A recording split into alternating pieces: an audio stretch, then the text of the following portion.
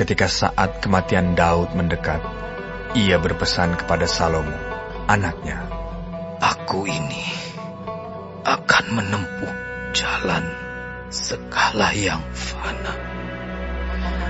Maka kuatkanlah hatimu dan berlakulah seperti laki-laki. Lakukanlah kewajibanmu dengan setia terhadap Tuhan Allahmu, dengan hidup nurut jalan yang ditunjukkannya, dan dengan tetap mengikuti segala ketetapan, perintah, peraturan, dan ketentuannya, seperti yang tertulis dalam hukum Musa,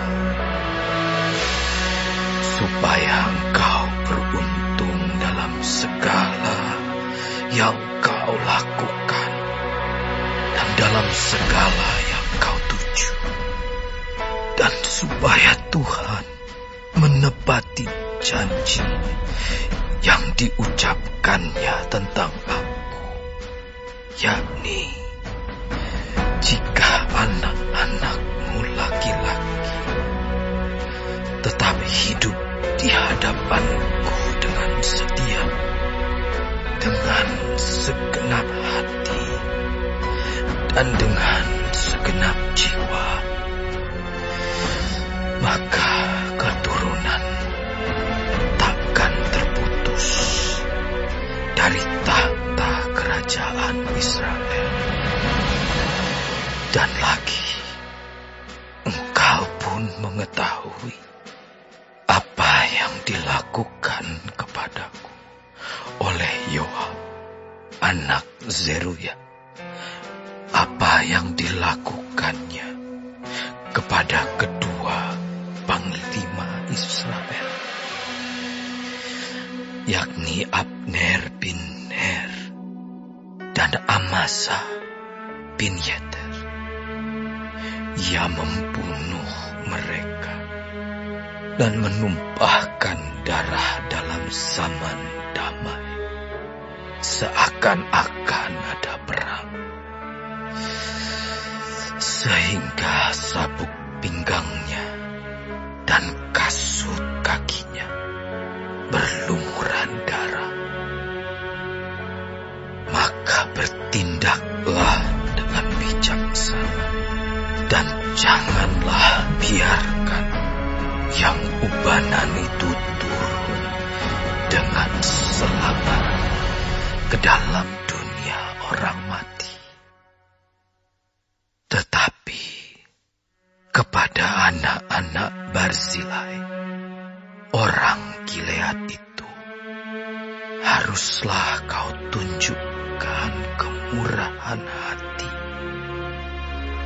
Biarlah mereka termasuk golongan yang mendapat makanan dari mejamu, sebab mereka pun menunjukkan kesetiaan dengan menyambut aku pada waktu aku melarikan diri dari depan kakakmu Absalom.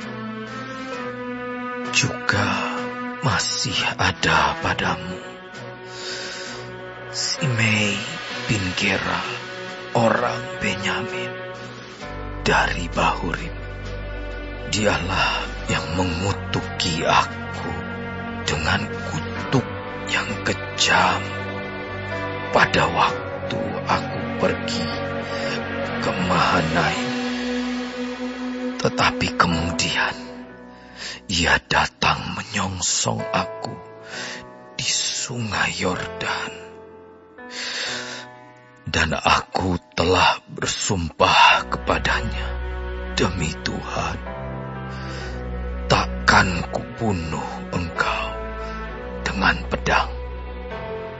Sekarang jangan bebaskan dia dari hukuman, sebab engkau seorang yang bijaksana dan tahu apa yang harus harus kau lakukan kepadanya untuk membuat yang ubanan itu turun dengan berdarah ke dalam dunia orang mati. Kemudian Daud mendapat perhentian bersama-sama nenek moyangnya, dan ia dikuburkan di kota Daud. Dan Daud memerintah orang Israel selama 40 tahun. Di Hebron ia memerintah 7 tahun, dan di Yerusalem ia memerintah 33 tahun. Salomo duduk di atas tahta Daud, ayahnya, dan kerajaannya sangat kokoh. Pada suatu hari, Adonia, anak Hagit, masuk menghadap Batsheba, ibu Salomo. Lalu perempuan itu berkata, "Apakah engkau datang dengan maksud damai?" Jawabnya, "Ya, damai." Kemudian katanya, "Ada sesuatu yang hendak kukatakan kepadamu." Jawab perempuan itu, "Katakanlah." Lalu katanya, "Engkau sendiri tahu bahwa akulah yang berhak atas kedudukan raja, dan bahwa seluruh Israel mengharapkan supaya aku menjadi raja. Tetapi sebaliknya kedudukan raja jatuh kepada adikku, sebab dari Tuhanlah ia mendapatnya. Dan sekarang, satu permintaan saja kusampaikan kepadamu. Janganlah tolak permintaanku." Jawab perempuan itu kepadanya, "Katakanlah." Maka katanya, "Bicarakanlah kiranya dengan Raja Salomo, sebab ia tidak akan menolak permintaanmu, supaya Abisa, gadis Sunem itu, diberikannya kepadaku menjadi istriku." Jawab Batsheba, "Baik, aku akan membicarakan hal itu untuk engkau dengan raja." Batsheba masuk menghadap Raja Salomo untuk membicarakan hal itu untuk Adonia. Lalu bangkitlah raja mendapatkannya, serta tunduk menyembah kepadanya. Kemudian duduklah ia di atas tahtanya, dan ia menyuruh meletakkan kursi untuk bunda raja. Lalu perempuan itu duduk di sebelah kanannya. Berkatalah perempuan itu, "Suatu permintaan kecil saja yang kusampaikan kepadamu.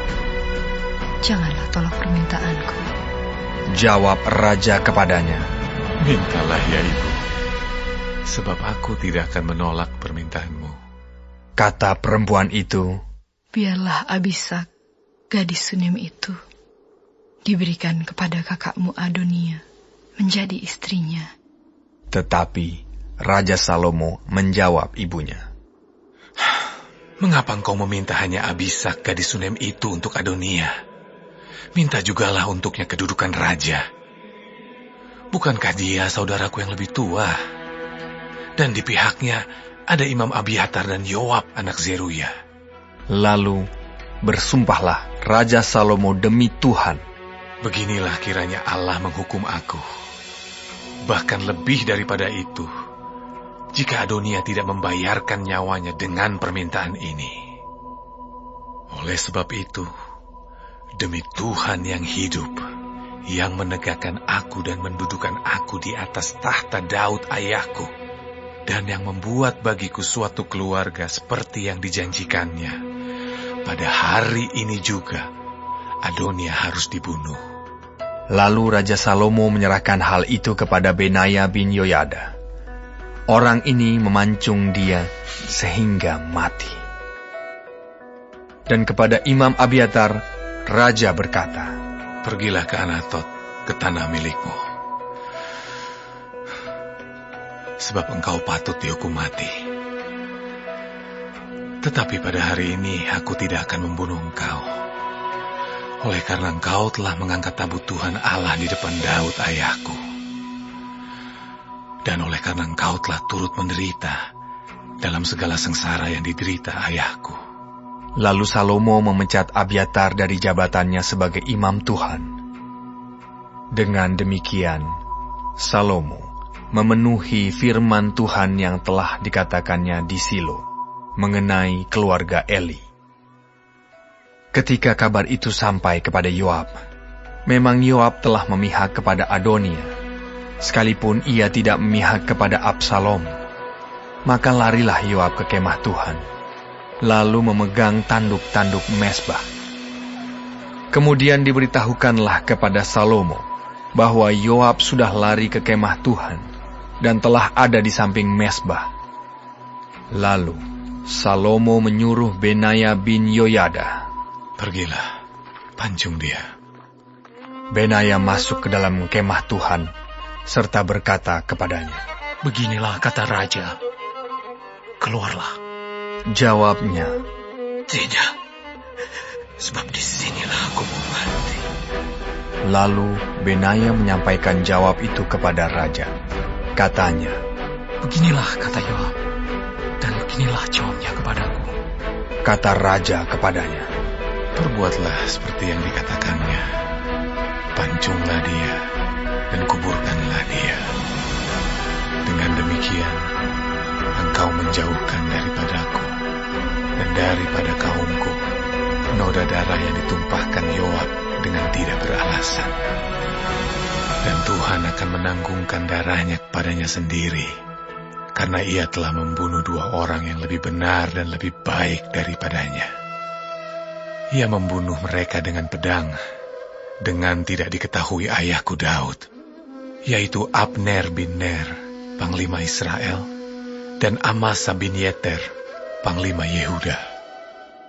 Demikianlah darah mereka akan ditanggungkan kepada Yoab dan keturunannya untuk selama-lamanya. Tetapi Daud dan keturunannya dan keluarganya dan tahtanya akan mendapat selamat daripada Tuhan sampai selama-lamanya." Maka berangkatlah Benaya bin Yoyada, lalu memancung dan membunuh Yoab. Kemudian dia dikuburkan di rumahnya sendiri di padang gurun. Raja mengangkat Benaya bin Yoyada menggantikan Yoab menjadi kepala tentara, dan raja mengangkat Imam Zadok menggantikan Abiatar. Kemudian raja menyuruh memanggil Simei dan berkata kepadanya, "Dirikanlah bagimu sebuah rumah di Yerusalem. Diamlah di sana, dan janganlah keluar dari sana kemana-mana pun. Sebab ketahuilah sungguh-sungguh, bahwa pada waktu engkau keluar dan menyeberangi sungai Kidron, pastilah engkau mati dibunuh, dan darahmu akan ditanggungkan kepadamu sendiri." Lalu berkatalah Simei kepada raja, "Baiklah demikian, seperti yang tuanku raja katakan, demikianlah akan dilakukan hamba-Mu ini." Lalu Simei diam di Yerusalem beberapa waktu lamanya. Dan sesudah lewat 3 tahun, terjadilah bahwa 2 orang hamba Simei lari kepada Akis bin Maaka, Raja Gad, lalu diberitahukan kepada Simei, "Ketahuilah, kedua orang hamba-Mu ada di Gad." Maka berkemaslah Simei, dipelanainya keledainya, dan pergilah ia ke Gad, kepada Akis, untuk mencari hambanya itu. Lalu Simei pulang dan membawa mereka dari Gad. Ketika diberitahukan kepada Salomo bahwa tadinya Simei pergi dari Yerusalem ke Gad dan sekarang sudah pulang, maka raja menyuruh memanggil Simei dan berkata kepadanya, "Bukankah aku telah menyuruh engkau bersumpah demi Tuhan, dan telah memperingatkan engkau begini? Ketahuilah sungguh-sungguh, bahwa pada waktu engkau keluar dan pergi kemana-mana pun, pastilah engkau mati dibunuh. Dan engkau telah menjawab, baiklah demikian, aku akan mentaatinya. Mengapa engkau tidak menepati sumpah demi Tuhan itu, dan juga perintah yang kuperintahkan kepadamu?" Kemudian kata raja kepada Simei, "Engkau sendiri tahu dalam hatimu segala kejahatan yang kau perbuat kepada Daud ayahku. Maka Tuhan telah menanggungkan kejahatanmu itu kepadamu sendiri. Tetapi diberkatilah kiranya Raja Salomo, dan kokohlah tahta Daud di hadapan Tuhan sampai selama-lamanya." Raja memberi perintah kepada Benaya bin Yoyada, lalu keluarlah Benaya. dipancungnya Simei sehingga mati. Demikianlah kerajaan itu kokoh di tangan Salomo.